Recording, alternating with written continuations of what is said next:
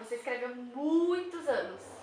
Você tem pelo menos... Olha, eu escrevo desde 1980, publiquei o primeiro livro, ou seja, são exatamente 37 anos. 37 anos. O que mudou do seu primeiro livro pra cá? Assim? O que você acha que... Acho que as pessoas veem menos. Não. Falando de mim, eu acho que eu fui um aprendizado o tempo todo. Então, eu sou uma pessoa assim, que eu dou graças a Deus de trabalhar nessa área, de poder fazer texto, de ter o privilégio de poder inventar histórias, né? E estou sempre aprendendo, cada história parece que é uma história que me traz, enfim, que eu tenho que reaprender, é como se eu tivesse que aprender a contar a história, entendeu? Eu tenho uma ideia, mas eu não sei contar aquela história. Então eu vou ter que aprender, e o aprendizado é que faz o livro o texto ficar pronto. Então é sensacional.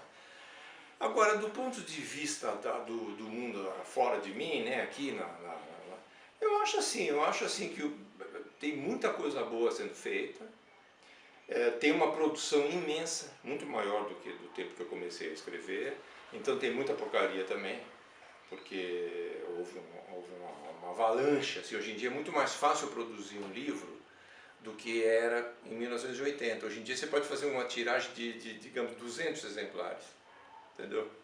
Isso era inviável totalmente em 1980, não existia isso aí. Então isso possibilitou que muita gente entre e faça trabalhos, né? O que é bom por um lado, mas por outro lado é lógico que tem muita bobagem, na verdade, gente que são viagens selfies, assim, entendeu? Mas que na verdade não interessam às pessoas, né? Mas eu acho isso.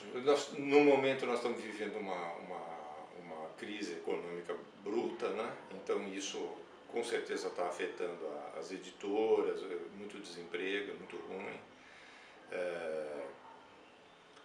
Livrarias fechando, então a gente vive um momento, mas é um momento, né? Se espera que isso se resolva, não é possível que a gente vai ficar nessa recessão a vida inteira, né? Acho que até está pequenos sinaizinhos que talvez estejam mudando, né? Como formação de leitores, eu não acho que tenha mudado tanto. Eu acho que nós continuamos com um grave problema de formar leitores. Eu ouço falar disso desde que eu comecei a trabalhar com livros, eu ouço falar na dificuldade em formar leitores. Então eu acho assim que aquilo que eu estava até conversando com você antes, quer dizer, enquanto não houver uma educação pública de qualidade, a qualidade mesmo, assim, quer dizer, a sociedade é que tem que decidir isso, entendeu? São os políticos e os cidadãos que tem que falar assim, não, nós precisamos dar ao povo uma escola, aliás, não só escola, saúde e tal, né, mas de qualidade. Uma coisa que o cara saia de lá bem formado.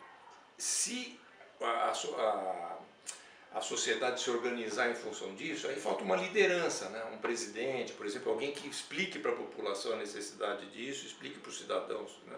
E que haja uma convergência para isso. O Anísio Teixeira, que era um antigo educador muito importante, ele falava o seguinte, que o esforço para a educação do povo no Brasil deve ser equivalente ao esforço de guerra. É como se assim que nós estivéssemos invadidos pelas as hostes inimigas e todo mundo fica junto nessa, nós temos que lutar para não ser invadido. É esse mesmo espírito de grupo, digamos assim, todo mundo junto, fala assim, porque é uma vergonha.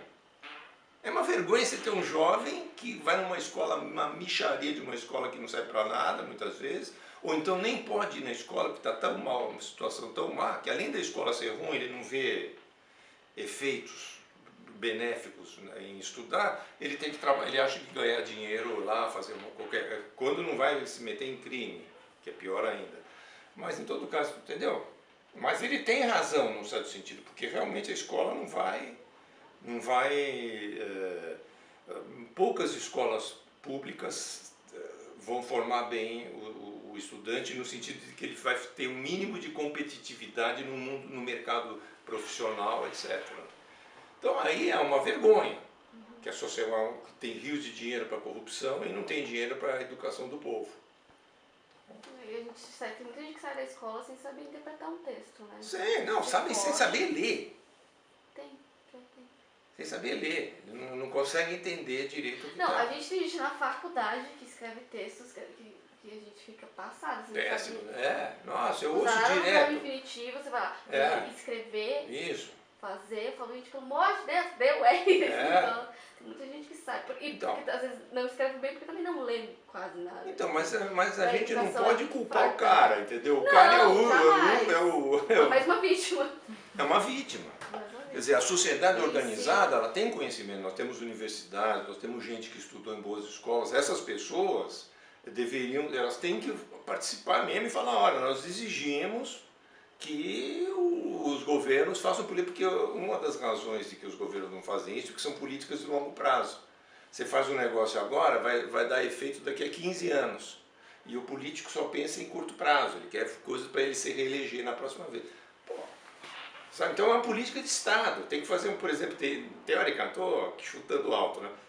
Mas, por exemplo, os partidos importantes, eles deveriam se reunir, ter uma política de Estado para a educação, e isso ser um compromisso. Olha, nós pretendemos chegar aqui, nós concordamos.